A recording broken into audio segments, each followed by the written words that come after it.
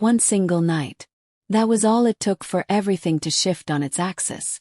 One night for a woman's gentle touch to mend what 8 long years of medical intervention couldn't fix. One night to create life where doctors said it was impossible. One night for New Orleans' most feared crime lord to discover what it truly meant to love without barriers. Min-Jae was the name whispered in dark corners with equal parts respect and terror, until Zara walked into his world and showed him that even the most hardened souls could learn tenderness. Their love story wasn't written in the stars, it was forged in fire, tested by bullets, and proved that sometimes the most broken pieces fit together perfectly. Hey there, beautiful souls. Welcome back to Unfold Korean Stories, where we bring you the most captivating tales of love, redemption, and second chances. Before we dive into today's incredible journey, I need you to do something for me. Hit that like button, drop a comment telling me what kind of stories move your heart, and don't forget to subscribe because trust me, you don't want to miss what's coming next. Your engagement helps us reach more people who need to hear these stories. Now, let's unfold this beautiful, impossible love story together. The bass vibrated through the soles of Zara's feet as she navigated the crowded floor of Midnight Paradise, the high-end nightclub where she'd been working for the past 9 months. Her tray was loaded with premium champagne bottles, each one worth more than she made in a week. The 6-inch heels management required were killing her, but she kept her smile bright and her complaints silent. This job was temporary, just until she finished her final year of nursing school. Every dollar she earned brought her one step closer to becoming an RN, one step closer to making her Ghanaian grandmother proud, one step closer to proving that crossing an ocean for her dreams hadn't been in vain. The club was particularly packed tonight, bodies pressed together under strobing lights, designer suits mixing with expensive perfume and the sharp scent of ambition. Zara had learned to read the crowd, to spot the dangerous ones, the generous tippers, and the men who thought her smile was an invitation for more. She'd gotten good at deflecting unwanted attention with practiced grace, always professional, always just out of reach. Vincent, her manager, grabbed her arm as she passed the bar, his grip a little too tight, his expression strained in a way that made her stomach drop. Table 12. He hissed over the pounding music, nodding toward the roped-off VIP section that most of the other servers avoided like a disease. High-priority guests. And Zara, for the love of everything holy, be extra courteous. These aren't your average customers. Zara's pulse quickened.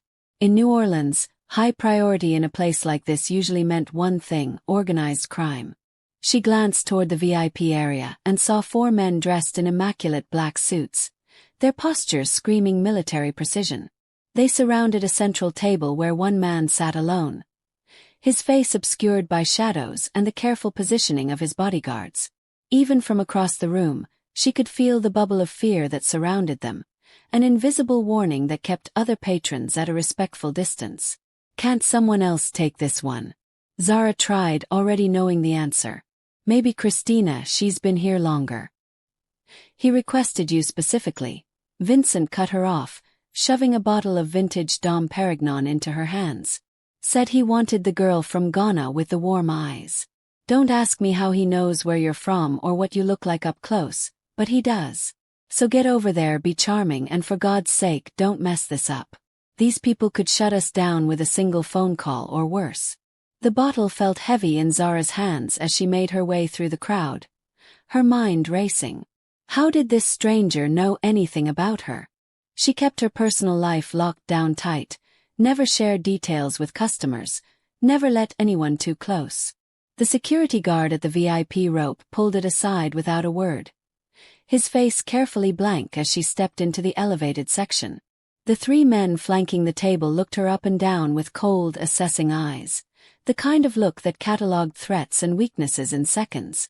But the man at the center didn't even glance up initially. He was signing something, his movements sharp and irritated, each stroke of his pen against paper aggressive.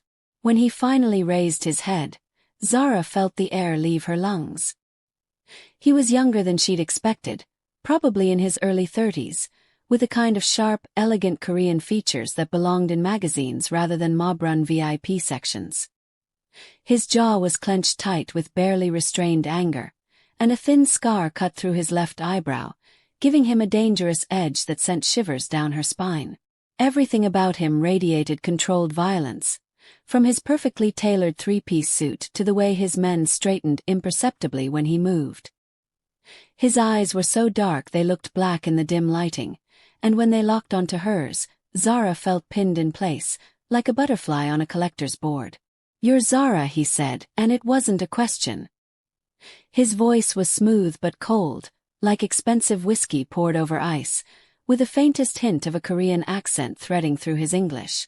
"Yes, sir," Zara managed, her throat suddenly dry. "I have your champagne. Sit down." Zara froze, the bottle still clutched in her hands. "I'm sorry, but club policy doesn't allow servers to sit with customers. Could get fired." One of his guards started to rise, offense clear on his face at her refusal, but the man at the center raised a single finger and the guard dropped back into his seat like a puppet with cut strings. That tiny gesture of absolute power made Zara's heart hammer against her ribs even harder. "I purchased this establishment 3 hours ago," he said calmly, his eyes never leaving hers. "So the policies are now whatever I decide they are." "Sit down, Zara from Ghana. I'd like to have a conversation." She sat on the very edge of the leather couch, as far from him as physically possible while still technically obeying. Up close, she could see the exhaustion etched into his features. Dark shadows bruised the skin under his eyes, and his shoulders carried a tension that looked painful, like he'd been holding himself rigid for years and forgotten how to relax. There was something deeply lonely in his face, hidden beneath layers of control and danger, something that made her heart ache despite her fear. "What's your real story?" he asked, taking the champagne bottle from her trembling hands and pouring 2 glasses with practiced ease. He slid one across the table toward her. "And please don't insult my intelligence with the struggling dancer narrative.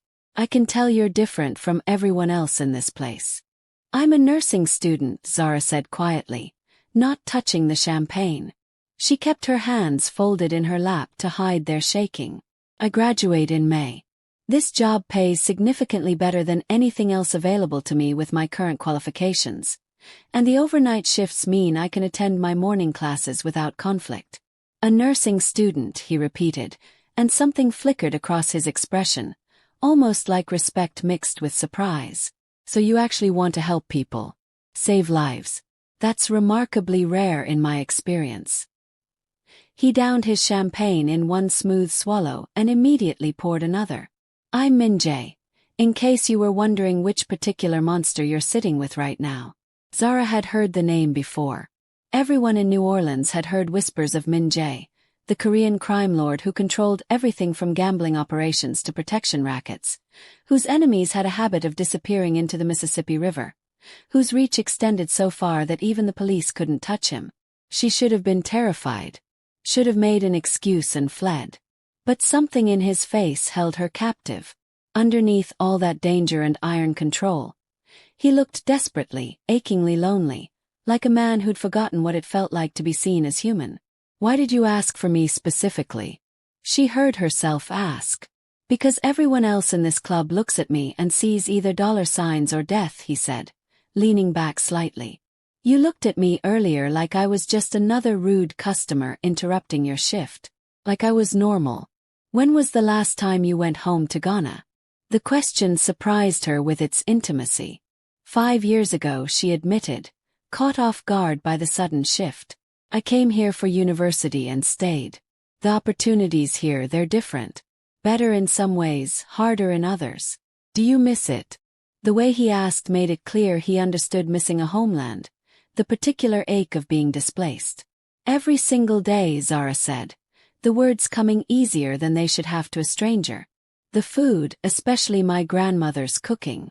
The way the market smells on Saturday mornings. The sound of chui mixed with laughter." Her voice caught. "My grandmother raised me after my parents died. She sold her gold jewelry to pay for my plane ticket here. I can't fail her, I won't." Min-Jae was quiet for a long moment, something shifting in his expression. "I came from Seoul when I was 18, he said finally. "Built everything here from absolutely nothing. People assume that makes me proud, but mostly I'm just exhausted. He looked at her again, and this time his expression was unguarded, vulnerable in a way that felt dangerous for both of them. Stay for 1 hour. Just talk to me like I'm a regular person, not a crime boss, not someone to fear. I'll pay you $2,000 for your time. Zara knew she should refuse. Every instinct screamed that getting close to this man was dangerous, potentially deadly. But $2,000 would cover her textbooks and rent for 2 months. More than that, something about the way he'd asked, almost pleading underneath the command, made her chest tighten. There was a desperation in his eyes that she recognized, the loneliness of someone who'd traded connection for survival and finally realized the cost. They talked for 3 hours. He asked about nursing school, about her favorite memories of Accra, about what she wanted to do after graduation, where she saw herself in 10 years. She asked him about growing up in Seoul, about how he'd learned to cook Korean food from his mother before everything changed, about the last time he'd felt genuinely happy instead of just satisfied or powerful. The champagne loosened both their tongues, and the conversation flowed easier than Zara had talked to anyone in years. She found herself laughing at his dry humor, the way he observed the world with a cynical wit that somehow never felt cruel. His bodyguards watched with obvious confusion as their terrifying boss laughed so hard at Zara's story about accidentally using hot sauce instead of syrup at her first American diner job that he had to wipe tears from his eyes. "You're dangerous," he said when he finally caught his breath, his smile still lingering. "You made me forget where I am, what I am. You made me feel human for the first time in years. Is that a bad thing?" Zara asked, surprised by her own boldness. "I honestly don't know yet," he admitted. He pulled out a thick stack of $100 bills and counted out 40, sliding them across the table. "4,000 for making me remember what it feels like to be a person instead of a weapon." "You only promised 2, Zara protested, staring at the money. "Consider it an investment in my own sanity. Come back tomorrow night, same time." His voice dropped lower, almost vulnerable. "Please, Zara." Masking, not ordering. That single word, please, spoken with such raw honesty, made her decision. Tomorrow night, she heard herself agree. But just talking, nothing more. "Just talking," he agreed, though something heated and hungry flickered in his dark eyes as he watched her stand. Zara made it exactly 4 steps before his voice stopped her. "Zara, you're the first person in 8 years who looked at me and smiled like you weren't calculating how to survive the encounter. Don't lose that warmth. It's precious." She glanced back at him, this dangerous man who suddenly seemed lost and damaged and heartbreakingly human, and felt something shift in her chest. Something that felt like the beginning of a beautiful, terrible mistake. The next night, Zara told herself she was only returning for the money. She wore her standard club outfit, the short black dress and tortuous heels, and tried to ignore how her heart raced as she climbed the stairs to the VIP section. She'd barely slept, her mind replaying their conversation, the way he'd looked at her, the loneliness she'd seen beneath his armor. Min-Jae was already there, same table, but this time he was completely alone. No guards, no witnesses, no barriers. He'd changed from his suit into dark jeans and a simple black shirt that somehow made him look younger, more vulnerable. When he saw her, his entire face transformed with relief so profound it made her chest ache. "You came," he said, and the raw emotion in his voice made it clear he'd genuinely worried she wouldn't. "You're paying me $4,000 to sit and talk," Zara said, trying for lightness. "I'd be foolish not to come. Is that the only reason?" he asked, his eyes searching hers. Zara didn't answer because she wasn't sure herself anymore. The money had brought her back, but something deeper kept her rooted in place now, something she was afraid to name. They fell into conversation even easier than the first night, the words flowing like they'd known each other for years instead of hours. He told her about growing up in poverty in Seoul, about his mother working 3 jobs to keep them fed after his father abandoned them, about building his first successful business at 22 before everything went catastrophically wrong and he'd had to flee to America to survive. She told him about her grandmother who'd raised her with stories and prayers, about dreaming of America while studying by candlelight during power outages, About the shock of her first Louisiana winter when she'd thought she might actually freeze to death. Hours passed like minutes. At some point, they'd moved closer together on the couch, their knees almost touching, the space between them charged with something electric. The club's music faded into background noise. When Min-Jae reached over and gently tucked a loose curl behind Zara's ear, his fingers lingering against her cheek, she didn't pull away. "I need to tell you something," he said quietly, his hand still hovering near her face. "And you'll probably leave after I do, but you deserve honesty before this goes any further." Zara's breath caught. "Bae. I have a medical condition," he said, the words clearly difficult. "It's made my life hell for 8 years. Doctors can't fix it, medications don't work, and it's turned me into someone I despise. Angry, constantly bitter, taking my frustration out on everyone around me." He dropped his hand and looked away. "But when I'm with you, when we're sitting here talking, it's like that problem doesn't exist.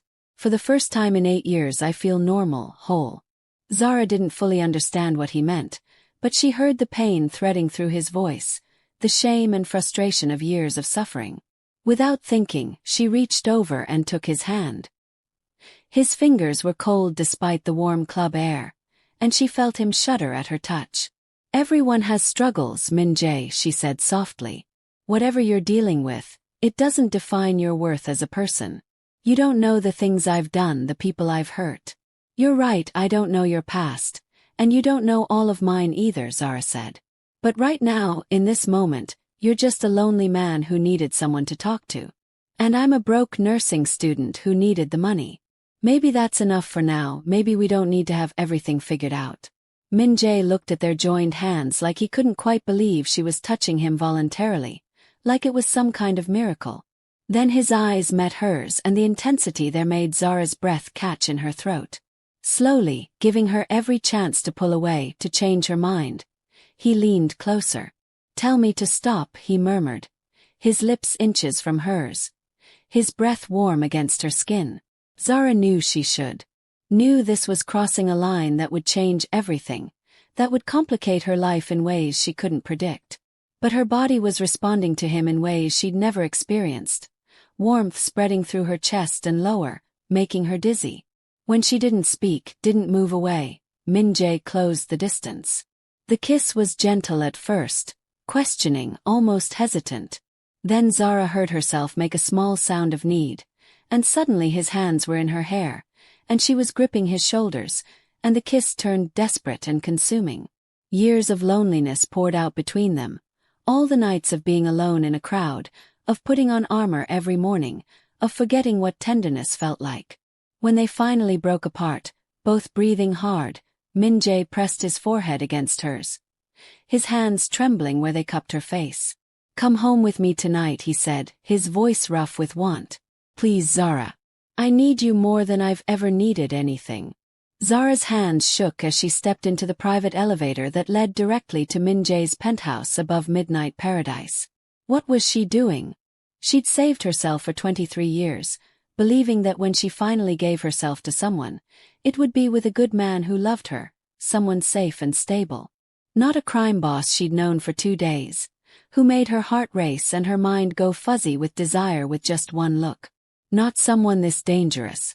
The elevator doors opened directly into his apartment, and Zara gasped despite herself.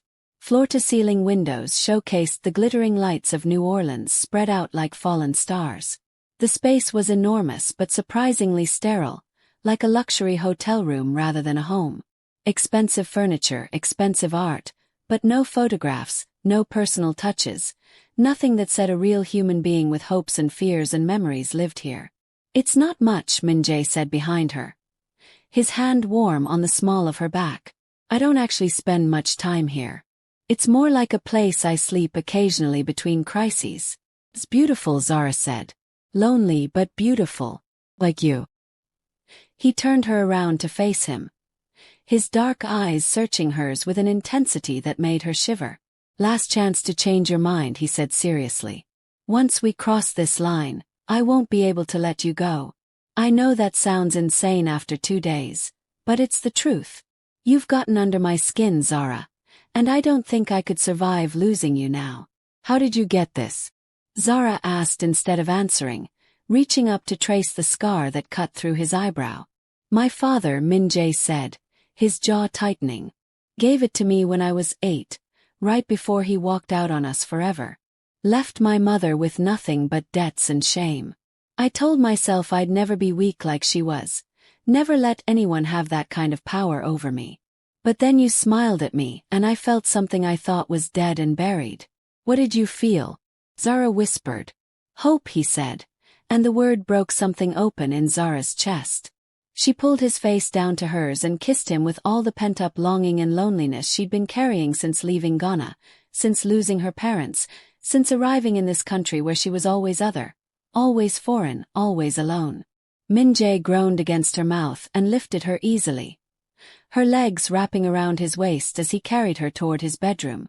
Zara buried her face in his neck, dizzy with wanting him, with the rightness of being in his arms. He laid her on his bed like she was something precious and irreplaceable, then just looked at her for a long moment, his expression full of wonder and disbelief. I don't understand how this is possible, he said, his voice rough. But I'm terrified it'll stop working, that my body will betray me again and you'll see how broken I really am. Zara sat up and pulled him down beside her, her hands gentle on his face. Then we'll take it slow, she said. No pressure, no expectations. We'll just be together and whatever happens naturally is perfect. They undressed each other slowly between kisses that grew progressively more heated, more urgent. When Zara was down to just her underwear, she felt suddenly self-conscious. She'd never been naked with a man before, never let anyone see her this vulnerable. But Min-Jae looked at her like she was the most beautiful thing he'd ever seen, like she was art and salvation and everything he'd been searching for. Perfect, he breathed, his hands skimming over her skin with reverence. You're absolutely perfect, Zara. What happened next was something Zara would remember for the rest of her life. Every detail burned into her memory. Min-Jae was gentle and patient, constantly asking if she was okay, if anything hurt, moving slowly despite the clear desire burning in his eyes. When he realized she'd never done this before, he tried to stop, saying he didn't deserve to be her first, that she should save herself for someone better. But Zara pulled him back, telling him she wanted this, wanted him, that he was exactly who she'd been waiting for even if she hadn't known it. The moment they finally came together, Min-Jae made a sound between a gasp and a sob, burying his face in her neck. It's working, he said against her skin, his voice thick with emotion and wonder. Oh God, Zara, it's actually working. After 8 years, my body is finally responding. Zara held him tight as they moved together, the pleasure building between them like nothing she'd ever imagined, better than anything she'd read about or dreamed of. When she finally tipped over the edge, crying out his name, Min-Jae followed seconds later, whispering words in Korean that she didn't understand but felt in her soul, promises and prayers and declarations.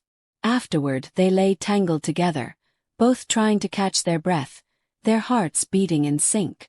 How is this possible? Zara asked, her fingers tracing patterns on his chest.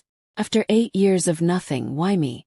Maybe my body was just waiting for the right person, Min-Jae said, his voice full of wonder. Or maybe you have magic in your touch that I don't understand. He kissed her forehead, her nose, her lips with such tenderness it made her eyes sting. Day to night. Day every night. I'll take care of everything, your tuition, your bills, whatever you need. Just stay with me. Zara felt a flicker of unease cut through the post-lovemaking glow. Min-Jae, I can't be your kept woman, she said carefully. I need to finish school on my own terms, build my career with my own hands. That's important to me. That's not what I meant, he said quickly, his arms tightening around her. I just want to help you, want to be with you. His voice dropped to something raw and vulnerable. I know this is crazy fast, but I've never felt anything like this. Like you're the missing piece I didn't know I needed, like my soul recognizes yours. They made love twice more that night, each time leaving Min-Jae amazed and grateful that his body continued to respond, that the curse or psychological block or whatever it was had truly lifted. As dawn crept through the windows, painting the sky in shades of pink and gold, Zara finally fell asleep in his arms, feeling safer than she'd ever felt despite knowing she was in the most dangerous position of her life. She woke to find Min-Jae gone, but a note on his pillow written in surprisingly elegant handwriting. Had to handle urgent business. Stay as long as you want. Everything in this apartment is yours now. Minj. Zara showered in his enormous bathroom, borrowed one of his shirts that hung to her knees, and was making coffee in his high-end kitchen when her phone exploded with texts from her roommate Amma. Girl, where are you? You didn't come home last night. If you're dead in a ditch somewhere, I'm going to kill you myself. Zara quickly texted back that she was fine, that she'd explain later. But how could she explain? She'd just given herself to a mafia boss, and somehow it felt more right than anything else in her life. Was she losing her mind? Had loneliness and financial stress finally broken her judgment? The elevator dinged and Zara's heart jumped, thinking Min-Jae was back. Instead, a tall man in an expensive suit stepped out, his hand resting casually on the gun at his hip. His eyes went wide when he saw her standing there in Min-Jae's kitchen wearing Min-Jae's shirt. Who the hell are you? He demanded, his voice sharp. And what are you doing in Min-Jae's apartment? I'm Zara, she said, trying to sound more confident than she felt. I'm a friend. Who are you? Marcus Kim, his second-in-command, the man said, pulling out his phone. And Min-Jae doesn't have friends, not like this. He pressed one button and waited. Boss, yeah, there's a woman in your apartment wearing your shirt and drinking your coffee. Should I be concerned? His expression shifted as he listened. Are you serious right now? He lowered the phone and stared at Zara like she'd grown a second head. He says I'm supposed to protect you with my life, he said slowly. What the hell did you do to him? Before Zara could answer, Marcus's phone rang again. His face went hard as he listened. We have a situation, he said. There was an attack on one of our warehouses. Viktor Kozlov's crew, they're making a move on Min-Jae's territory. And if they know about you, which they probably do by now, you're a target. He grabbed her arm, pulling her toward the elevator. We have a safe house in Baton Rouge. You'll stay there until this situation is resolved. No, Zara protested, pulling back. Have class in 3 hours. Have exams next week. I can't just disappear. You can't take exams if you're dead, Marcus said bluntly. Min-Jae's enemies are brutal and creative. They'll use you to get to him. Now move. The next 4 days were a nightmare Zara wouldn't wish on anyone. She was stuck in a cramped apartment in Baton Rouge with 2 guards who barely spoke to her, barely acknowledged her existence.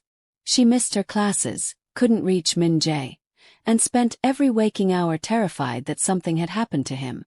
Amma called 12 times until Zara finally answered and lied that she'd gone home to handle a family emergency. On the 5th day, Min-Jae finally showed up. He had a fresh cut across his cheek and bruises darkening his knuckles, but he was alive and whole. Zara threw herself at him and he caught her, holding her so tight she could barely breathe, his face buried in her hair. I'm sorry, he murmured, his voice rough with emotion. I'm so sorry for dragging you into this world. Victor's people were watching the club. They saw us together. Now they know you matter to me and that makes you a target. Are you okay? Zara pulled back to look at his injured face. You're hurt. This is nothing, he said, touching the cut on his cheek dismissively. The warehouse attack was just a distraction. They were really after my shipping routes, trying to cut off my supply lines. He cupped her face in his hands. I need to ask you something and you need to be completely honest with me. Do you want out? Because I can set you up somewhere safe, somewhere they'll never find you. Give you enough money to finish school and start over. You'll never see me again. Or you can stay with me, and I promise I'll protect you with everything I have, he continued. But staying means your life will never be normal again. There will always be danger, always be threats. You'll always be looking over your shoulder. Zara thought about the past 4 days of fear and isolation. Thought about her dreams of becoming a nurse, of having a simple, peaceful life free from violence. Then she thought about how she felt in Min-Jae's arms, how alive she felt when he looked at her, how for the first time since leaving Ghana she felt like she'd found home in another person. I want to stay, she heard herself say. But I'm still finishing nursing school. That's not negotiable. I work too hard to give up now. Min-Jae smiled, really smiled for the first time since arriving. Deal, he said. I'll hire the best tutors money can buy to help you catch up on what you missed. You can take your classes online until things settle down and it's safe for you to be in public again. And I want to meet your mother, Zara added. That made him freeze, his smile fading. My mother, he repeated. You talk about her like she's your hero, Zara said gently. I want to meet the woman who raised such a strong man, who gave you your values even if you strayed from them for a while. Something vulnerable and painful crossed Min-Jae's face. She's in a care facility in Los Angeles, he said quietly. Early onset Alzheimer's. Some days she knows me, remembers everything. Some days she thinks I'm my father and screams at me to leave, throws things. Then we'll visit on the good days, Zara said firmly, taking his bruised hand gently. And on the bad days, we'll sit with her anyway because she's still your mother and she deserves to know she's not alone. Over the next 3 months, they fell into a strange new rhythm that felt both wonderful and surreal. Zara moved into Min-Jae's penthouse and took her nursing classes online, grateful for the flexibility even if she missed the hands-on learning. He hired the best tutors money could buy, and she studied during the day while he handled his business empire, trying not to think too hard about what that business involved. At night, they'd have dinner together, sometimes cooking Korean and Ghanaian dishes side by side, and he'd tell her carefully edited versions of his day while she talked about anatomy and patient care. They made love almost every night, and every time, Min-Jae was amazed that his body continued to work perfectly with her, that the dysfunction that had plagued him for 8 years stayed completely gone in her presence. You're like my personal medicine, he told her one night, his hands mapping her body with reverent touches. That's the most romantic and weird thing anyone's ever said to me, Zara laughed, then gasped as his mouth found sensitive places that made her forget how to think. Get used to it, he murmured against her skin. You're stuck with me now, and I plan to spend the rest of my life finding new ways to tell you how much you've saved me. But their happiness existed in a fragile bubble. Marcus started reporting more attacks from Victor's crew.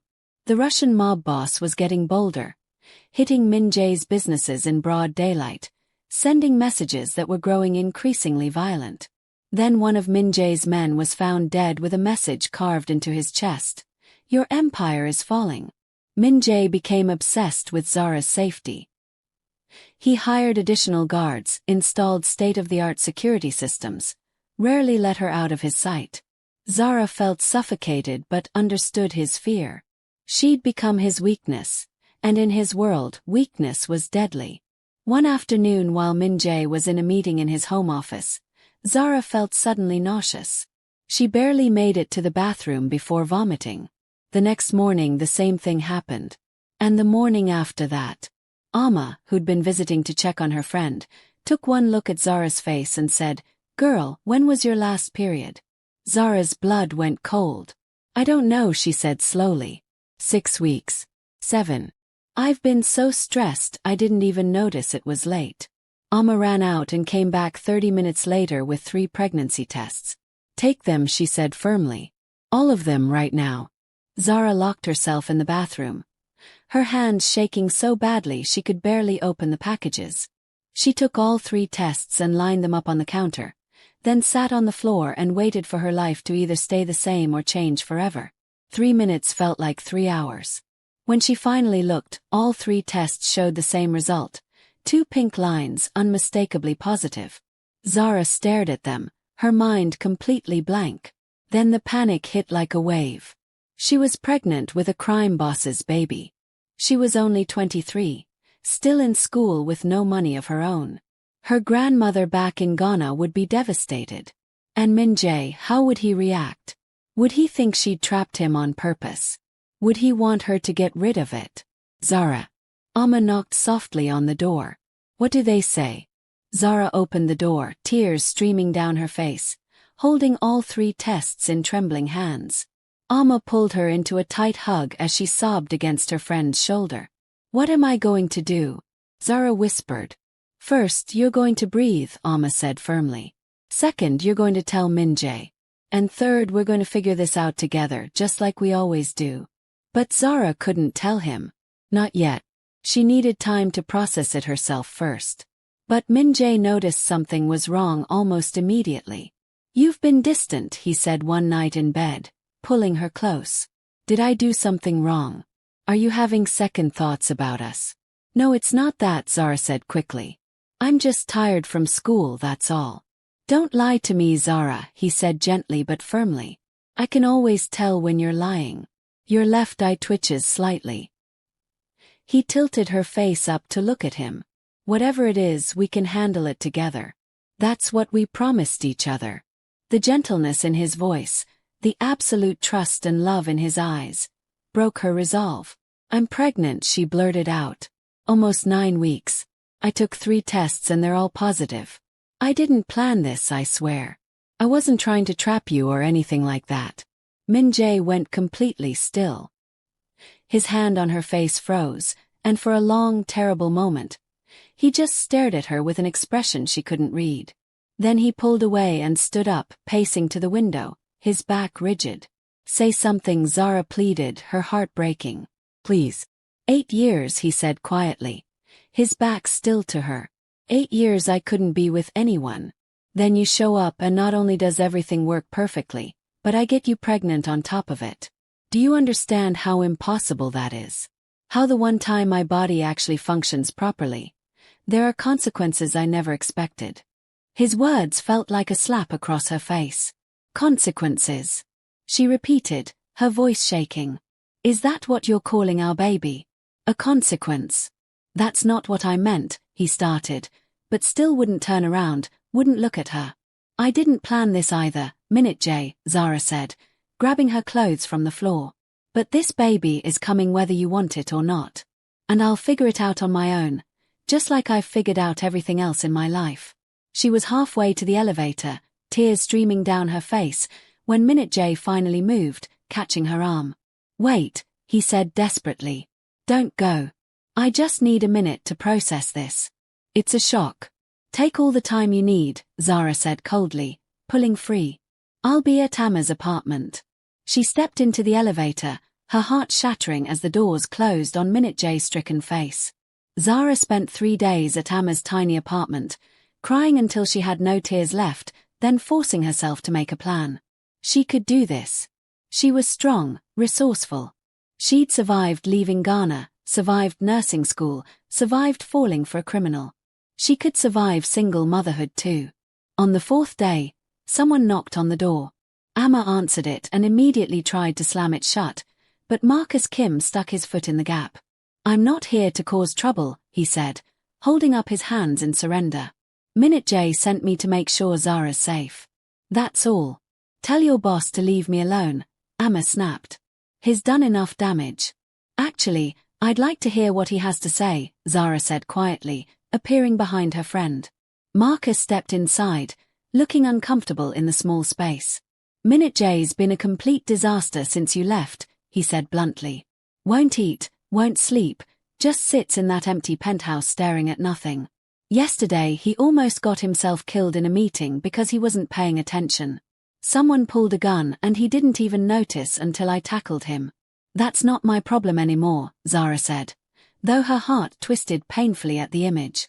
"Look, I've known Minj-Jae for 12 years, Marcus said. Watched him build his empire from nothing, make impossible choices that would break normal men. But I've never seen him care about anyone the way he cares about you." He pulled an envelope from his jacket. "He wanted me to give you this." Inside was a cashier's check for $100,000 and a short note in Minj-Jae's handwriting. "For you and the baby. I'm sorry I'm not strong enough to be what you deserve. MJ." Zara stared at the check, anger rising hot in her chest. "He thinks money fixes everything," she said. "He thinks he can just pay me off and walk away from his child." "That's not what he's doing," Marcus said carefully. "He genuinely believes you're better off without him in the picture.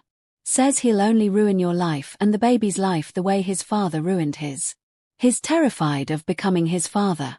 "Then he's an idiot," Zara said, ripping the check in half, then in half again.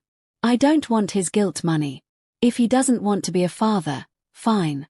But he doesn't get to make that choice and then pretend he's being noble about it. Marcus watched the pieces of the check flutter to the floor and actually smiled. He's not scared of Victor or the Russians or the FBI, he said. He's scared of being a father and messing it up. He's scared of loving you and the baby so much that he destroys you both trying to protect you. Everyone's scared of being a parent, Zara said firmly. That doesn't give him the right to run away before even trying. No, it doesn't, Marcus agreed. Which is why you need to go back there and tell him that. He pulled out his phone. But not today. Give him one more day to sit in his misery. Tomorrow night. Come to the penthouse. Talk to him.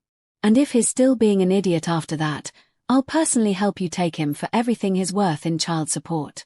Despite everything, Zara laughed. You're supposed to be on his side. I am, Marcus said. Which is why I'm trying to save him from losing the best thing that ever happened to him. The next evening, Zara dressed carefully in a simple blue dress and comfortable flats, her feet already swelling slightly from the pregnancy. Amma offered to come with her for moral support, but Zara needed to do this alone. The ride to Midnight Paradise felt like traveling to her own execution. Min-Jae was waiting when the elevator doors opened. He looked absolutely terrible, worse than she'd ever seen him. His eyes were bloodshot, his usually perfect hair was messy, and he wore wrinkled clothes like he'd slept in them for days. When he saw Zara, his whole face transformed with relief and desperate longing. You came, he said hoarsely. I came to talk about our baby, Zara said firmly. Not about us. Okay, he said quickly. Yes, whatever you want. He gestured toward the couch but neither of them Saturday. They stood facing each other across the living room, the city lights twinkling behind them through the massive windows. I'm keeping the baby, Zara said. I don't care if you want to be involved or not. This child will be loved and cared for. I'll finish nursing school even if I have to take an extra year. I'll work multiple jobs if I have to. I'll build a good life for us both. I know you will, Min-Jae said, his voice rough. You're the strongest person I've ever met, Zara. You're amazing. Zara, I panicked, he said, taking a hesitant step closer. When you told me you were pregnant, all I could think about was my father. How he looked at me like I was a burden he never wanted. How he destroyed my mother's life and mine. I was terrified I'd do the same thing to our child, that I'd see our baby and feel nothing but resentment and anger. So instead you're just going to abandon us before the baby's even born? Zara demanded. How is that better than what your father did? It's not better, Min-Jae admitted, running his hands through his hair in frustration. You're absolutely right. I was being a coward, running away from my fears instead of facing them. He looked at her with such raw emotion it made her chest ache. I've killed people, Zara.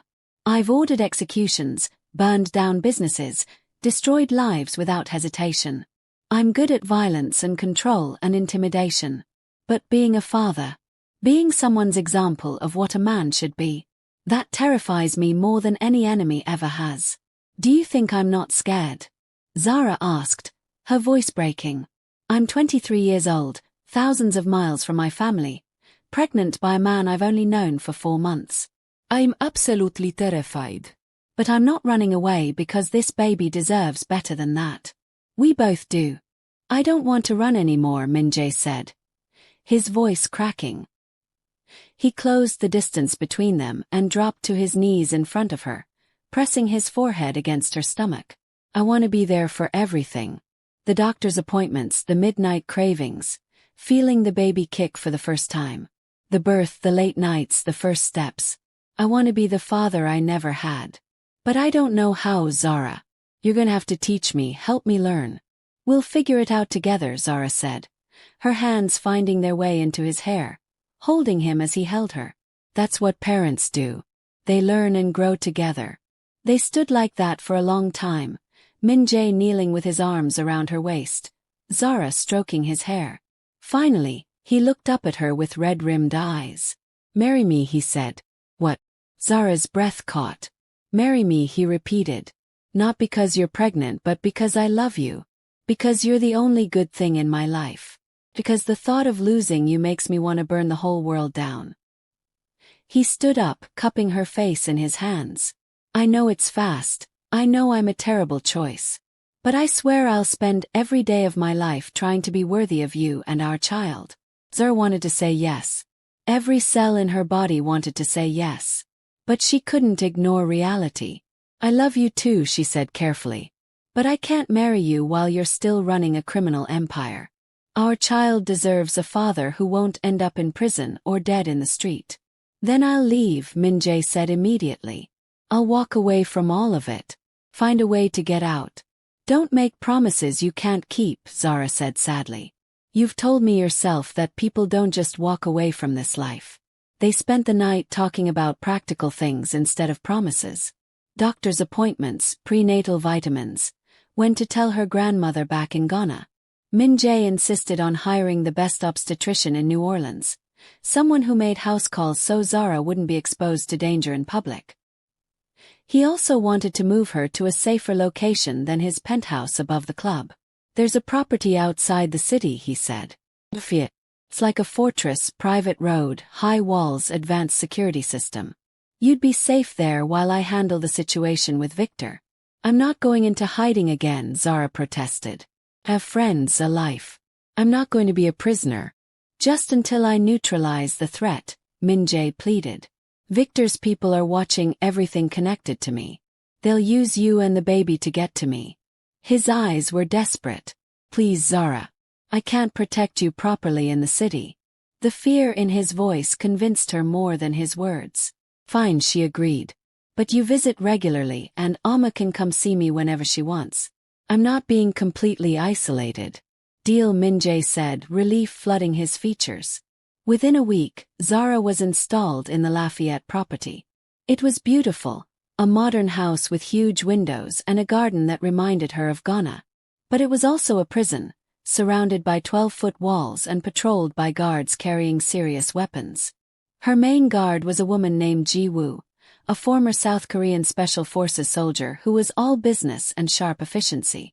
At first, Zara resented her constant presence, but slowly they developed an unexpected friendship. Ji-woo taught her basic self-defense moves adapted for pregnancy, and Zara taught her how to make proper Ghanaian jollof rice. Min-Jae visited every few days, always checking on her and the baby first before allowing himself to relax. They'd have dinner together, talk about baby names, and make love with a desperate intensity that left them both breathless and clinging to each other. Then he'd leave again before dawn, going back to his war with Victor.